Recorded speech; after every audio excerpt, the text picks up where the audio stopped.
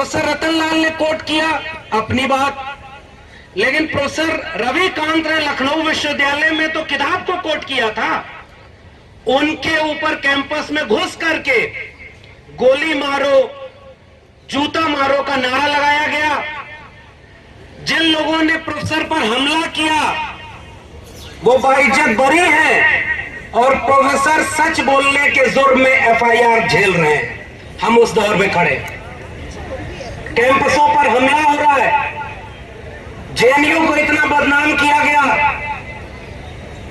और प्रधानमंत्री तारीफ कर रहे हैं, ट्वीट कर रहे हैं कि जो फेल हो गए यूपीएससी में उनके साथ हमारी सिंपैथी है, जो पास हो गए उनको बधाई दे रहा हूं।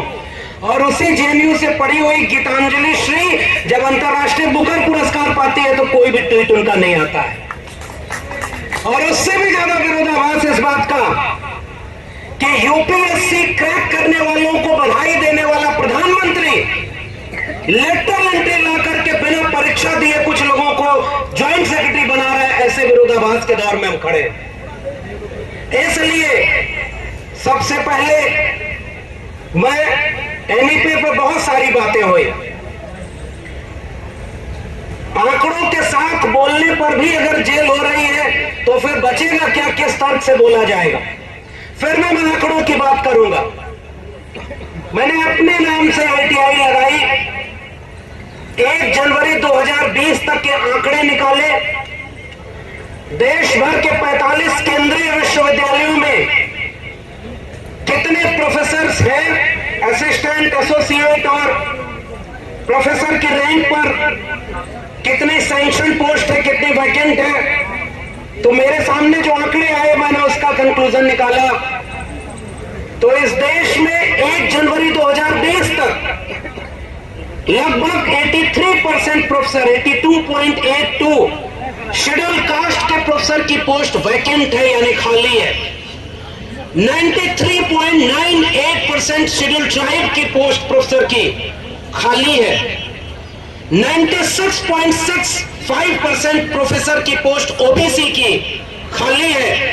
85.71% पोस्ट पीडब्ल्यूडी यानी विशेष रूप से सक्षम लोगों की पोस्ट खाली है। एसोसिएट प्रोफेसर में जाएंगे तो लगभग 90 से 95% की रिजर्व कैटेगरी की सीटें खाली है। असिस्टेंट प्रोफेसर में थोड़ी बहुत भर्तियां हो पाई।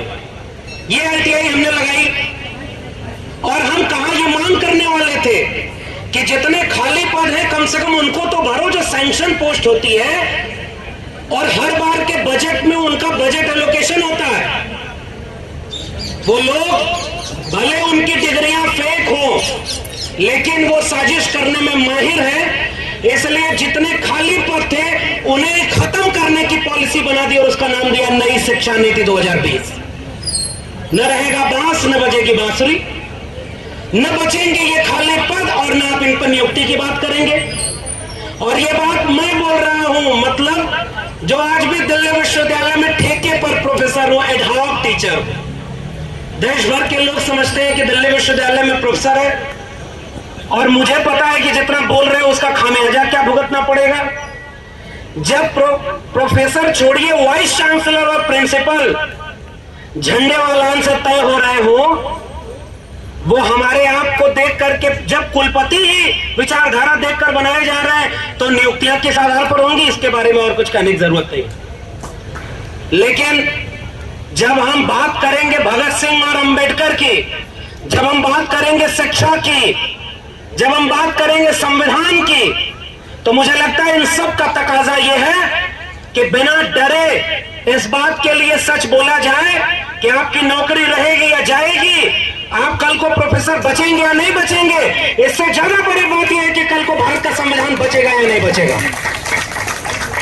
हम तो पढ़ लिख करके यहां तक आ गए, 300 रुपया फीस थी इलाहाबाद विश्वविद्यालय की, 5000 रुपए में पूरी पीएचडी कर डाली दिल्ली विश्वविद्यालय से, तब जाकर के हम यहां खड़े हो गए और 12 साल से एडहॉक प्रोफेसर, ठेके पर प्रोफेसर बने।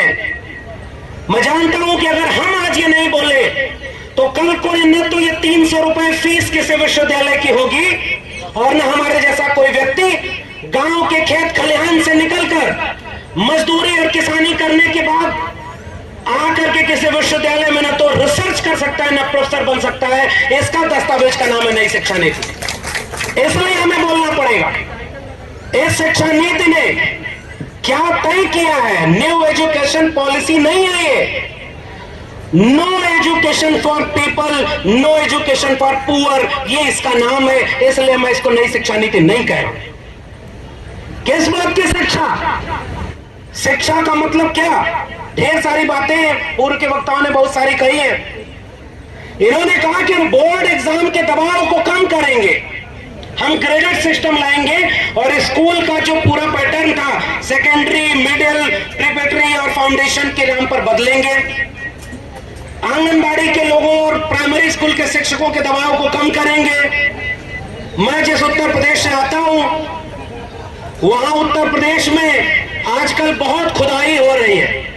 उसी खुदाई से निकली गई चीज को पढ़ने के लिए प्रोफेसर रतनलाल जेल में गए और कोर्ट ने यह कहा कि अरे भाई तय ही नहीं है कि वो है क्या और तुम उसके नाम पर जेल में भेज रहे हो। उस प्रदेश में शिक्षा की हाल यह है कि एक नई पॉलिसी बनाई गई है। एक तो प्राइमरी स्कूल के मास्टर को समय पर सैलरी नहीं दी जाएगी और उत्तर प्रदेश में प्राइमरी स्कूल का मास्टर पढ़ाए ना, इस बात को सुनिश्चित करने के लिए इतना काम उसके ऊपर दे दिया गया है। कोई गणना करानी है तो कराओ, वैक्सीन लगानी है तो लगाओ, कोई काम सरकारी आदेश आया गांव गांव जाओ, पढ़ाने के इतर सारे काम करेंगे।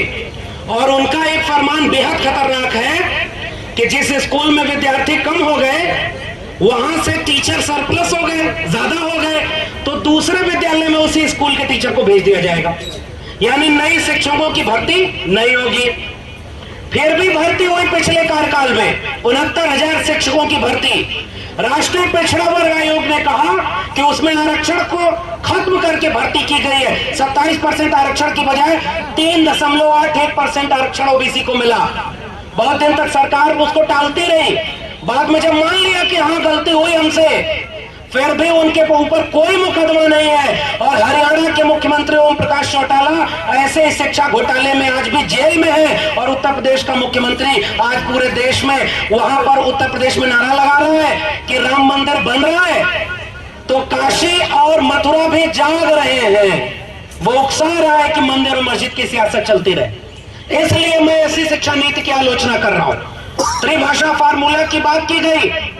अरे त्रिभाषा फार्मूला कहां से लागू होगा जब उनके भाषा सीखने की जो पूरी क्राइटेरिया उसको कम कर दिया, कोडिंग सिस्टम किया, cross curricular activity, multi stream पढ़ाई होगी। यानी एक स्ट्रीम नहीं पढ़ने की जरूरत है, आपको कई तरह की कलाकारियां सिखाई जाएंगी। मुझे याद आता है जब पूरी दुनिया कोविड से लड़ रही थी, हमारे देश में 3 कानून लाए गए थे। 3 कृषक सुधार कानून, 3 श्रमिक सुधार कानून और नई शिक्षा नीति।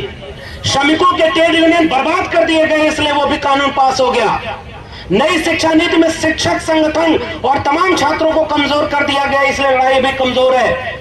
लेकिन किसान समझ गए कि वो तीनों कानून उनके सुधार के नहीं है, वो उनके फसलों और नस्लों को बेचने वाले कानून है। इसलिए उन्होंने सड़क पर हंगामा किया और तीनों कानून वापस हुए। मुझे लगता है कि नई शिक्षा नीति इसलिए वापस हो जानी चाहिए क्योंकि वो आपके फसलों नस्लों के साथ आपके बच्चों के भविष्य को खत्म करने वाली है। मैं एक आंकड़ा पेश करके, चूंकि वक्त नहीं है, मैं अपनी बात खत्म करूंगा। वो आंकड़ा ये है कि जिस दौर में नए नए स्कूल, कॉलेज और डिग्री कॉलेज खोले जाने चाहिए थे, उस दौर में मंदिर और मस्जिद के नाम पर लड़ाई हो रही है। और देखिए कितने स्कूल और कॉलेज बंद हुए हैं। शिक्षा का बजट कम कर दिया गया। जैसे बच्चा पढ़ने जाए, हम लोग इलाहाबाद दिल्ली पढ़ते थे तो घर वालों से कहते थे इतना खर्चा दे दीजिए, खर्चा बढ़ गया है, तो घर वाले उतना खर्चा थोड़ा कम करके देते थे। लेकिन हमारे देश में एक ऐसा प्रधानमंत्री बैठा हुआ है जो कह रहा है कि मल्टीपल डिसिप्लिनरी कोर्स चलाएंगे, मल्टीपल चॉइस का सिस्टम देंगे, आप विदेश तक पढ़ने जाएंगे, आपको चॉइस बेस्ड क्रेडिट सिस्टम है। और पैसा तो कहे पैसा कुछ नहीं है, जितना पैसा है उससे भी कम कर देंगे। एक छाएं आसमान पर छुएंगी और उन्हें पूरा करने का कोई इंतजाम नहीं होगा। बजट एलोकेशन नहीं किया गया, बजट कम कर दिया गया है इसीलिए ताकि स्कूल और कॉलेज नहीं खोले जाएं। और वो जो पूरा बोर्ड ऑफ गवर्नर्स का मामला है, एजुकेशन के लिए लोन का सिस्टम है कि लोन लीजिए और पढ़ाई करिए। मैं उस आंकड़े का निचोड़ बता रहा हूं, 2019 तक टेक्निकल रिसर्च इंस्टीट्यूट ने आंकड़े दिया, लगभग 17,000 टेक्निकल कोर्सेज के इंस्टीट्यूशन बंद किए जा चुके हैं और हर राज्य में स्कूल और कॉलेज बंद किए जा रहे हैं। अब ये बंद हो जाएगा। और प्रधानमंत्री ने ये बात भी बोली थी, आखिरी बात बोल के अपनी बात खत्म करूंगा। जब इस नई शिक्षा नीति को प्रेस कॉन्फ्रेंस के जरिए कोविड में वो इंप्लीमेंट कर रहे थे, तो उन्होंने प्रेस कॉन्फ्रेंस में बोला हम स्किल डेवलप करना चाहते हैं, कुम्हार का बच्चा कुम्हार बने, लोहार का बच्चा लोहार बने। यही बात तो पूरा इस हजारों साल से सिस्टम में बनी आ रही थी कि स्किल हुनरमंद जो लोग हैं उनके बच्चे वही करें। तो ये बताइए, तिहाड़ जेल और तड़ी पार रहने वाले का बच्चा बीसीसीआई का चेयरमैन कैसे बन गया भाई? ये भी बात तो हमसे पूछनी होगी। आप अपने बच्चे को बीसीसीआई का चेयरमैन बनाओगे, मध्य प्रदेश का मुख्यमंत्री अपने बच्चे को विदेश की डिग्री दिलवा करके खुलेआम ट्वीट करेगा, पिछला जो शिक्षा मंत्री था वो प्रेस कॉन्फ्रेंस करके कहेगा कि आप वेदों में खोजो विज्ञान कहां है, आपको नए विज्ञान की जरूरत नहीं है। तो गाय गोबर गौमूत्र में विज्ञान इसीलिए खोजवाया जा रहा है ताकि आपके बच्चे जो पढ़ करके उनसे सवाल कर रहे हैं वो न करें, और पीढ़ी दर पीढ़ी कुम्हार लोहार बढ़ई नाई मोची मल्ला निषाद इन जातियों के लोग जो पुश्तैनी पेशे में थे वो वापस उसे पुश्तैनी पेशे में चले जाएं, वो डॉक्टर इंजीनियर वकील प्रोफेसर जज न बन पाए। इस दस्तावेज का नाम है नई शिक्षा नीति। इसलिए हम पुरजोर विरोध करते हैं शिक्षा नीति का। हम मानते हैं कि त्रिशूल और तलवार बांटा जा रहा है, उन्हें पैसा दिया जा रहा है कि जाओ मस्जिद के नीचे कहो मंदिर है, जाओ कहो कि ये देवालय बनेगा। यानी हम तो कह रहे हैं इस देश में वैसे भी देवालय की कमी नहीं थी, और इस देश में कमी थी स्कूल कॉलेज और विश्वविद्यालय की। हर विश्वविद्यालय को बंद करके देवालय बनाने वाले लोग इस नई शिक्षा नीति को लागू कर रहे हैं। हम जानते हैं कि यह बात लोगों को समझाना कठिन है क्योंकि लोग समझ नहीं पाएंगे, क्योंकि इसका असर 20 साल 30 साल बाद दिखेगा। जब तक आप इसे समझेंगे तब तक आपको बचाने के लिए कुछ बचेगा नहीं।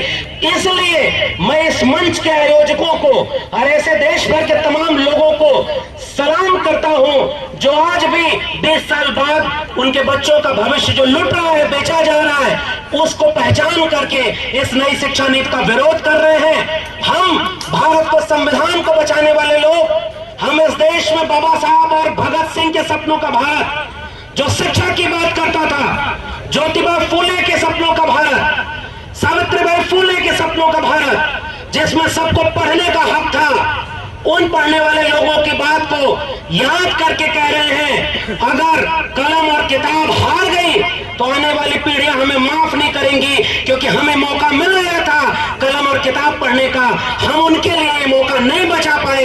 इसलिए इस नीति का विरोध करना बहुत जरूरी है। जय भीम, जय मंडल, संविधान जिंदाबाद, उल गुलाम जिंदाबाद, इनकलाब जिंदाबाद।